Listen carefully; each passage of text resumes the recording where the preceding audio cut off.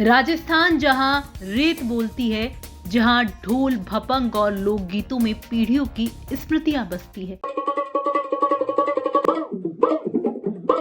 आज एक बार फिर राजस्थान के लिए गौरव का क्षण है, जिसकी लोक कला ने दुनिया के मंचों पर भारत की पहचान बनाई है। साल 2025 राजस्थान की लोक कला परंपरा के लिए गौरव का साल बन गया, क्योंकि इस साल दो ऐसे लोक कलाकारों को पद्मश्री सम्मान दिया जा रहा है, जिन्होंने जीवन भर साधना की और विलुप्त होती लोक विधाओं को जिंदा रखा। अलवर के गफरुद्दीन मेवाती जोगी एक ऐसा नाम जिसने लोक संगीत को घर की चार दीवारी से निकालकर दुनिया के मंच तक पहुंचाया। गफरुद्दीन मेवाती जोगी पिछले 60 साल से ज्यादा समय से मेवाती लोक संगीत की अद्भुत परंपरा को साध रही हैं। वो पांडुन का कड़ा के देश के एकमात्र कलाकार माने जाते हैं, जो ढाणी शैली में महाभारत पर आधारित करीब 2500 दोहों का गायन करते हैं। उनकी सबसे बड़ी पहचान है भपंग वादन, लेकिन यही नहीं, वो अलगोजा, चिंकारा, जोगी, सारंगी सहित करीब 12 पारंपरिक लोक वाद्य यंत्रों में पारंगत हैं। गफरुद्दीन मेवाती की कला सिर्फ राजस्थान या भारत तक सीमित नहीं रही। उन्होंने लंदन, पेरिस, कनाडा और फ्रांस जैसे देशों में भारतीय लोक संगीत की प्रस्तुति दी। इतना ही नहीं, वो इंग्लैंड की महारानी के सामने भी अपनी लोक कला प्रस्तुत कर चुके हैं। उनकी गायकी में मेवाती लोक जीवन, इतिहास और लोक आस्था साफ झलकती है।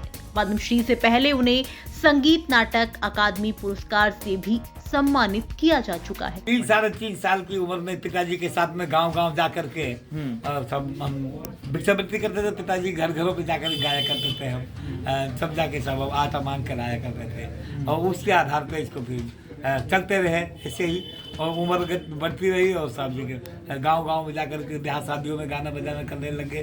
फिर पर्यटन कला सांस्कृतिक विभाग राजस्थान सरकार से जुड़े, संगीत नाटक अकादमी जोधपुर से जुड़े, संगीत नाटक अकादमी सांस्कृतिक मंत्रालय भारत सरकार दिल्ली से जुड़े। आज उसी के बदौलत है सब जो आज पद्मश्री का जो घोषणा हुई। आपने पूरा जो अपना जीवन है वो भपंग वादन में निकाल दिया। क्या है भपंग, ये बनता कैसे है, थोड़ा सा ये बताइए हमको आप। ये सर भपंग जैसा आपको लकड़ी का है नहीं, ये तुम्बी है सर। अच्छा, ये ऐसी तुम्बी का होता है जो इधर से यहाँ तक जो गढ़वा घटी बोलते हैं इसको।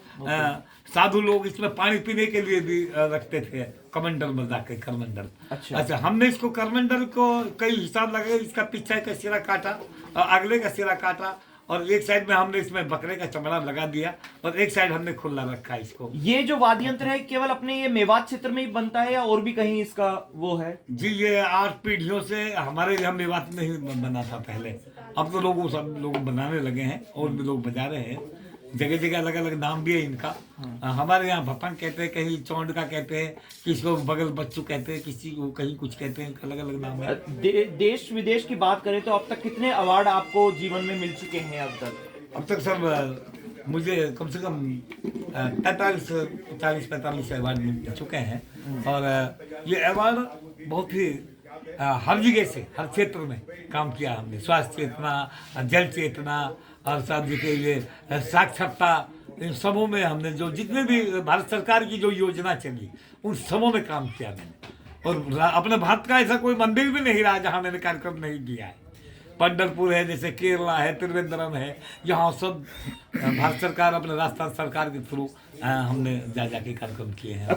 गफरुद्दीन मेवाती की पूरी पीढ़ी भपंग वादन से जुड़ी रही है। एक साधारण सा घर जहां से एक ऐसी कला निकली जिसे अब देश का सर्वोच्च नागरिक सम्मान मिलने जा रहा है।